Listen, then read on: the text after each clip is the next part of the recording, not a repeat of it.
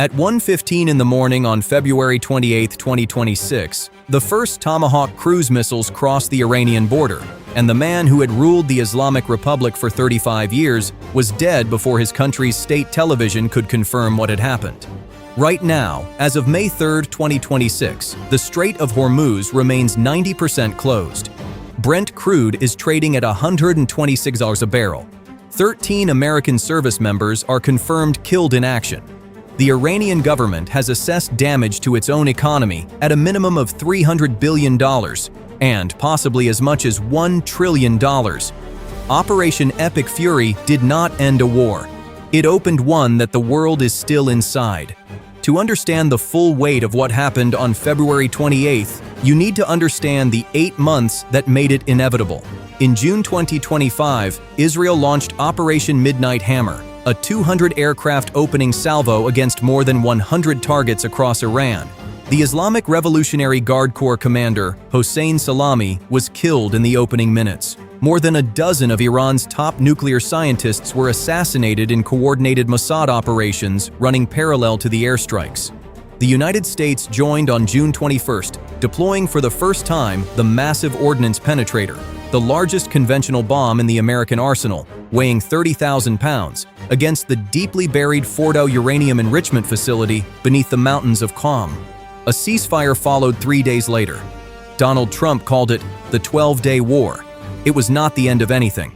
By the time the June 2025 guns went quiet, Iran was holding more than 400 kilograms of uranium enriched to 60% U-235, enough material, if raised to the 90% threshold considered weapons grade, for approximately 10 nuclear devices. The International Atomic Energy Agency's Director General, Rafael Grossi, said that although Iran's facilities were severely damaged, the country retained the industrial capacity and technical knowledge to resume uranium enrichment within months.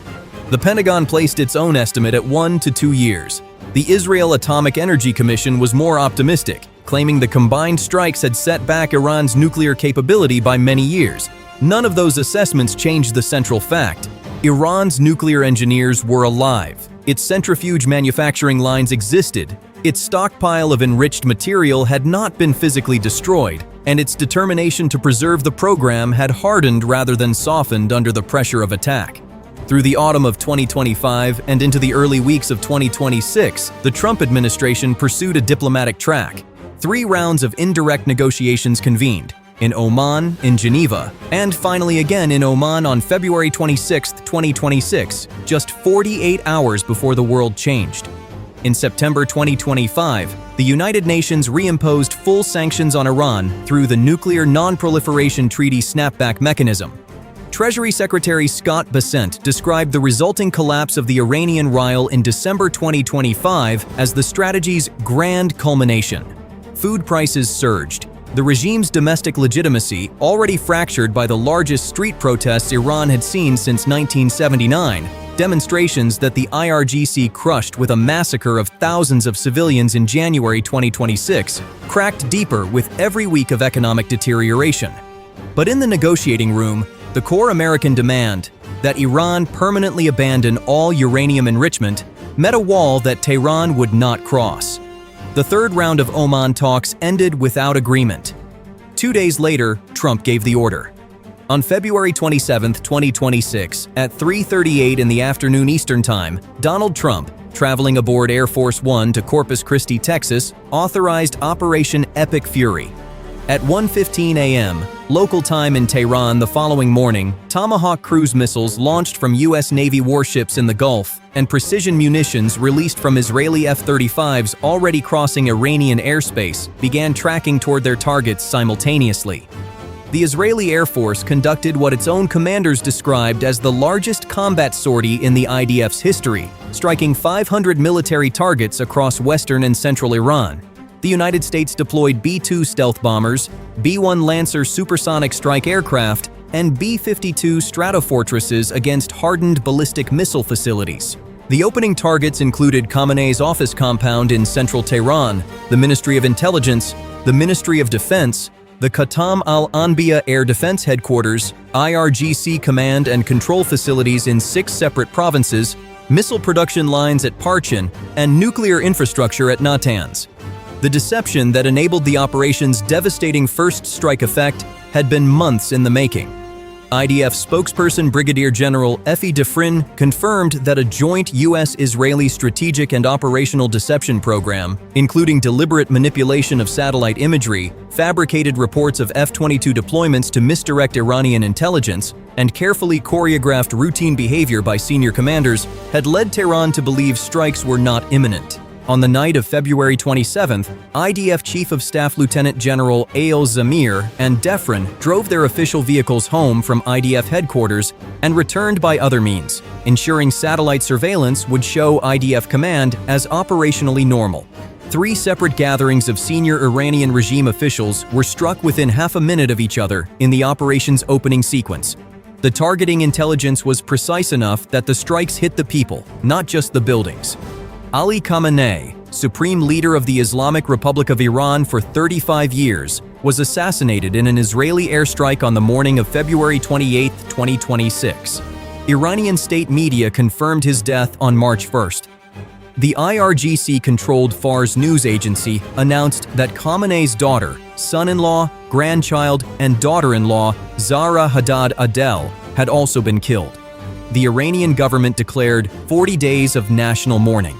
Also eliminated in the opening strikes: Defense Minister Aziz Nasserzadeh, IRGC Commander Mohammad Pakpour, Chief of Staff of the Iranian Armed Forces Mohammad Bagheri, Senior Khamenei Advisor Ali Shamkhani, Head of Khamenei's military office Mohammad Shirazi, and former President Mahmoud Ahmadinejad. Intelligence and military sources identified more than 40 senior officials eliminated in the operation's first 24 hours. The Islamic Republic of Iran's entire first-tier leadership, the people who manage the regime's security, its nuclear program, its proxy networks, and its decision-making architecture, was functionally decapitated in a single morning. Over the first 7 days of the campaign, U.S. Central Command struck more than 3,000 targets across Iran. By the 10th day, American forces had engaged 5,000 targets, a pace of destruction that military analysts described as the most concentrated air campaign since the opening strikes of Operation Iraqi Freedom in March 2003. The White House released the full operational objectives on day 1: destroy Iran's ballistic missiles and missile production capacity, annihilate its navy, eliminate its nuclear program, and, in Trump's own words from his 2:30 a.m. Truth Social video, ensure that Iran will never have nuclear weapons. The IRGC drone carrier Iris Shahid Bagheri, a converted container ship modified to operate Shahed series unmanned aerial vehicles at sea, was struck and destroyed within hours of the campaign's opening. On March 4th, a U.S. Navy submarine fired a torpedo that sank the Iranian frigate Irandena in the Indian Ocean off the coast of Sri Lanka. Of the 180 sailors aboard, only 32 were rescued. According to the White House, by the time the initial high-intensity phase concluded, 150 Iranian warships across 16 vessel classes had been destroyed, every Iranian submarine had been sunk, and 97% of Iran's naval mine inventory had been eliminated. Iran's ability to project maritime power was not degraded. It ended. Tehran's retaliation began within hours and expanded across the entire Gulf region. Iran activated Operation Truth Promise 4, launching ballistic missiles and drones at the U.S. Navy's 5th Fleet headquarters in Bahrain, Al Udeid Air Base in Qatar, the largest American air base in the Middle East, Camp Arifjan in Kuwait, and military infrastructure across the UAE. Iranian missiles struck Zayed International Airport and Kuwait International Airport. In the first 24 hours, the UAE alone intercepted 137 Iranian missiles and 209 drones. Strikes hit military installations in Bahrain, killing 3. Kuwait, 4 soldiers and 4 civilians. Oman, 3. Saudi Arabia, 2. 6 American service members were killed on March 1st when an Iranian drone struck U.S. personnel at Port Shuaiba in Kuwait.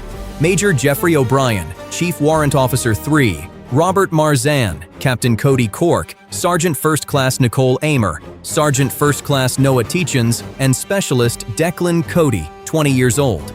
6 more were killed on March 12th when a KC-135 aerial refueling aircraft crashed over western Iraq during operations. By April 6th, JINSA confirmed 13 American service members killed in action and at least 365 wounded. The cost to the U.S. military, as stated by Secretary of Defense Pete Hegseth before the House of Representatives on April 29th, had reached $25 billion. On March 4, 2026, Iran formally closed the Strait of Hormuz. Through those 21 miles of navigable water between the Iranian coast and the Omani exclave of Musandam passes approximately 20% of the world's daily oil supply and a critical share of global liquefied natural gas. Qatar Energy immediately declared force majeure on all exports.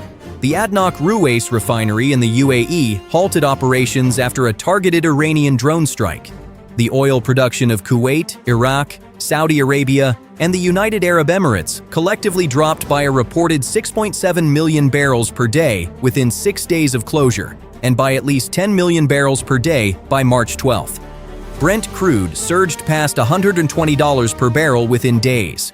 The International Energy Agency characterized the disruption as the largest supply shock in the history of the global oil market, more severe in structural terms than the Yom Kippur War shock of 1973, the Iranian Revolution of 1979, the outbreak of the Iran-Iraq War in 1980, and the Persian Gulf War of 1990 combined. Iran's Deputy Parliament Speaker Ali Khamenei stated publicly what Tehran had calculated in advance. "We realized if we place our foot on the throat of the Strait of Hormuz and Bab al-Mandab, 25% of the world's economy would be affected. That was not a threat. It was an executed strategy." The Dallas Federal Reserve, in a March 20th analysis, calculated that a single quarter of Hormuz closure, removing roughly 20% of global oil supplies from the market, would raise the average West Texas Intermediate price to $98 per barrel and reduce global real GDP growth by an annualized 2.9 percentage points. Bloomberg Economics modeled a euro area inflation hit of approximately 1 percentage point and 0.6% off GDP at $110 per barrel, and warned that above $170 per barrel, those impacts roughly double, creating a stagflationary shock capable of reshaping central bank interest rate trajectories and electoral outcomes across the developed world. Goldman Sachs projected in mid-March that if the conflict continued through April, Saudi Arabia and the UAE could see their 2026 GDPs contract by 3 to 5%. For Kuwait and Qatar, Goldman estimated contraction as high as 14%. By May 2nd, the day before this script was written, Brent crude stood at $126 per barrel. U.S. gasoline averaged $4.30 per gallon nationally, up 27% since the war's first day. U.S. government officials and Wall Street analysts had begun privately modeling a scenario in which oil reaches $200 per barrel, a number with no historical precedent in the history of commodity markets. The hidden dimension of Operation Epic Fury involves an actor almost entirely absent from Western television coverage of the conflict: Russia.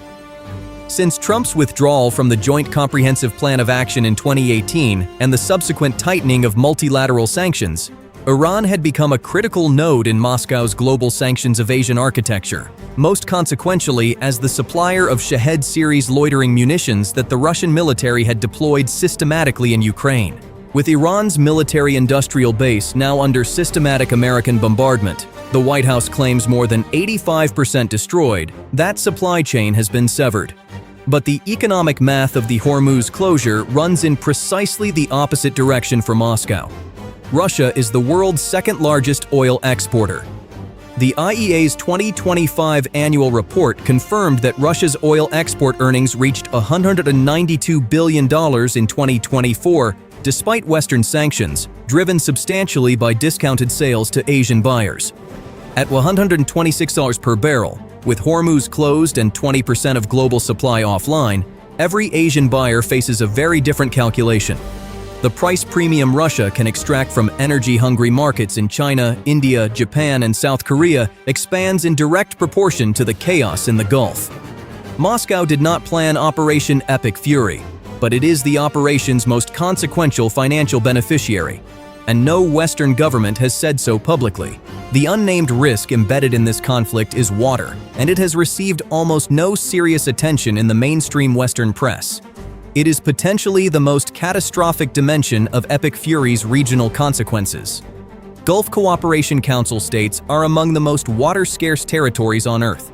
Kuwait derives 90% of its drinking water from desalination, Oman 86%, Saudi Arabia approximately 70%.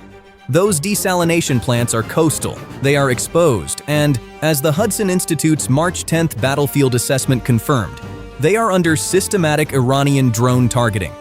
An explosion near Manama on March 2nd sparked a fire near a Bahraini petroleum refinery and injured at least 32 citizens. Iranian drone attacks have targeted desalination infrastructure across the Gulf. The cost asymmetry is severe. Iran's Shahed 136 drones cost approximately $20,000 to manufacture. The Patriot interceptor missiles used to shoot them down cost more than $3 million each. The Gulf states are burning high-value interceptors at ratios that cannot be sustained, and their interceptor inventories are depleting faster than they can be replenished, given global supply chain constraints. A sustained, successful Iranian campaign against Gulf desalination capacity would not merely threaten energy supplies or GDP numbers. It would threaten the physical survival of urban populations in some of the world's wealthiest cities, within days, not weeks. The Hormuz crisis carries a humanitarian tripwire that no energy model has yet adequately priced. The ripple effects of the strait's closure are not contained within the Gulf. The maritime blockade triggered what multiple GCC governments described as a grocery supply emergency. Over 80% of the Gulf's caloric intake transits the Strait of Hormuz. By mid-March, 70% of the region's food imports had been disrupted. Retailers including Lulu moved to airlifting staple goods, driving consumer prices up between 40 and 120% across Gulf markets in a matter of weeks. The Philippines, which imports 98% of its oil from the Middle East, became the first country to declare a state of national energy emergency on March 24th. President Bongbong Marcos confirming sufficient crude reserves only until June 30th. Japan, South Korea, Taiwan, and India, collectively among the world's largest oil importers, face an energy supply crisis unlike anything since the 1970s. In the Caribbean, St. Vincent and the Grenadines Prime Minister Godwin Friday warned citizens to brace for economic consequences, stating that the bombs may not fall here, but they have serious implications for us.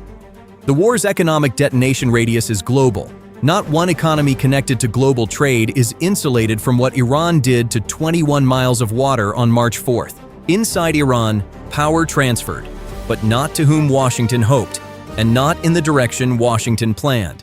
On March 1st, Iranian state media confirmed Khamenei's death. Mojtaba Khamenei, the deceased Supreme Leader's son, and a figure regarded as closely aligned with the IRGC's most hardline factions, was rapidly elevated to the supreme leadership in a process that the Hudson Institute described as hasty and one that bypassed the normal deliberative processes of the Assembly of Experts. His first public statement, read on state television, vowed that the Strait of Hormuz would remain closed. The IRGC, the Ministry of Defense, the Quds Force, and the Defense Council all issued pledges of loyalty within hours. Meanwhile, the IRGC itself has tightened its grip on Iran's political system throughout the war, with SOF News reporting on April 28th that power has diffused primarily among IRGC commanders, complicating American negotiations. Regime change, despite its stated status as a U.S. objective, has not occurred. The Islamic Republic adapted. The street protests that had filled Iranian squares in January 2026 have not resumed at scale. And on May 1, 2026, exactly 63 days after the first Tomahawk missiles crossed the border, Trump declared the war's hostilities terminated under the War Powers Resolution Clock, without a formal ceasefire, without a nuclear agreement, and without a reopened strait. The Hormuz remained 90% closed. Iran announced it would charge ships cryptocurrency tolls to transit what it describes as its sovereign waters. Two scenarios now govern the strategic calculations of every capital with equities in the Gulf. In the first, the off-ramp scenario, the Trump administration accepts the destruction of Khamenei's regime infrastructure, the annihilation of Iran's navy, and the devastation of its missile production base as sufficient strategic achievement. It offers to end the U.S. naval blockade of Iranian ports as a condition for reopening Hormuz, pursues a nuclear framework with President Masoud Pezeshkian's government, and declares victory in terms specific enough for domestic consumption but flexible enough for Iranian acceptance. CFR's Stephen Cook noted that this path exists, but requires Washington to acknowledge, at least privately, that the stated objective of regime change has not been achieved and will not be achieved through air power alone. In the second scenario, the escalation trap, the administration continues operational pressure, expands strikes on Iranian energy infrastructure, deepens engagement with IRGC-linked militia networks in Iraq and Syria, and follows the logic of declared objectives toward a ground phase that no NATO ally has endorsed. That 43% of Americans explicitly oppose, according to Guardian polling, and that former CIA analyst Ken Pollack warned represents the worst possible outcome if it ends without toppling the regime entirely. Between those two trajectories runs the razor's edge on which the world's energy markets and the populations that depend on them are currently suspended. Operation Epic Fury shattered Iran's military machine. It killed its supreme leader. It destroyed its navy and shredded its missile production lines. It did not close the Strait of Hormuz. Iran did that. And as long as those 21 miles remain a weapon in Tehran's hands rather than an artery of global commerce, the question that Epic Fury leaves unanswered